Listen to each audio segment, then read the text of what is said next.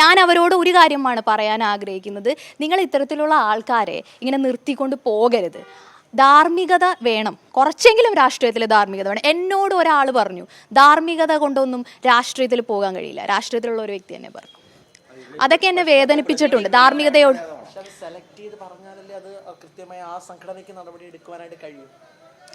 അല്ല, അത് അവർ എടുക്കണമല്ലോ. കാരണം എന്താന്ന് വെച്ചാൽ ഈ പറയുന്ന വ്യക്തിക്കെതിരെ പരാതികൾ വരുന്നുണ്ട്, ഇതിനകത്ത് തന്നെ പരാതികൾ വരുന്നുണ്ട്. അതെ, പരാതികൾ വരുന്നുണ്ട്. പക്ഷെ അതിനകത്തു പോലും, അതായത് ആ പ്രസ്ഥാനത്തിലുള്ള നേതാക്കന്മാരുടെ ഭാര്യമാർക്കും പെൺമക്കൾക്കും വരെ ഇയാളിൽ നിന്ന് മോശം അനുഭവം ഉണ്ടായിട്ടുണ്ടെന്ന് പറയുന്നു. എന്നിട്ട് എന്തുകൊണ്ടാണ് സ്വന്തം ഭാര്യയും സ്വന്തം മകളെയും സംരക്ഷിക്കാൻ കഴിയാത്ത ഈ രാഷ്ട്രീയ നേതാക്കന്മാർ ഏത് സ്ത്രീയെ സംരക്ഷിക്കുമെന്നാണ് ഞാൻ ചോദിക്കുന്നത്. ഇല്ല, ഞാൻ സുഹൃത്തുക്കള് വഴിയാണ്.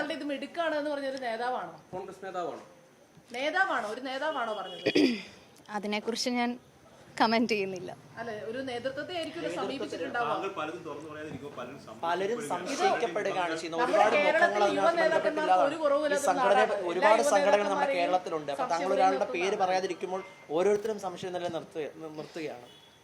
അങ്ങനെയില്ലല്ലോ, അങ്ങനെ ഞാൻ ഒരാളുടെയും പേര് പറയുന്നില്ലല്ലോ. അപ്പൊ പിന്നെ അതെങ്ങനെ സംശയത്തിലേക്ക് വരുന്നത്?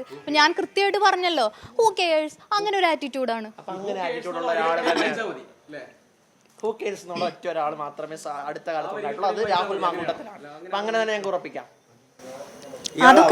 ശേഷം നിങ്ങൾക്ക് പറഞ്ഞ ഭീഷണിയോ അതായത് നിങ്ങളുടെ കരിയറിൽ എന്തെങ്കിലും പ്രശ്നങ്ങൾ അങ്ങനെയൊക്കെ ഉണ്ടായിരുന്നു? എനിക്ക് ഡയറക്റ്റ് ആയിട്ട് അങ്ങനെ ഉണ്ടായിട്ടില്ല. ഇൻഡയറക്റ്റ് ആയിട്ട് അങ്ങനെ എന്തെങ്കിലും സംഭവിച്ചിട്ടുണ്ടോ എന്നുള്ളത് അറിയില്ല. ഇത് പുറത്ത് പറയുമെന്ന് പറഞ്ഞപ്പോൾ ഈ നേതാവ് എന്താ പറഞ്ഞു? എവിടെ വേണമെങ്കിലും പോയി പറഞ്ഞു, ആരോട് വേണമെങ്കിലും പോയി പറയും ഇങ്ങനെ പറഞ്ഞത്. എക്സ്പോസ് ചെയ്യപ്പെടണം എന്നുള്ളത് കൊണ്ട് തന്നെയാണ് ഞാൻ ഇത്രയുമെങ്കിലും ഒക്കെ പറയാൻ തയ്യാറായത്. എക്സ്പോസ് ചെയ്യപ്പെടണം. സമൂഹ മാധ്യമങ്ങളിലെല്ലാം ആ വ്യക്തിയെക്കുറിച്ചുള്ള കാര്യങ്ങളൊക്കെ വന്നതുമാണ്. അപ്പം അത് തന്നെ, ഹൂ കെയേഴ്സ്, അതാണ്.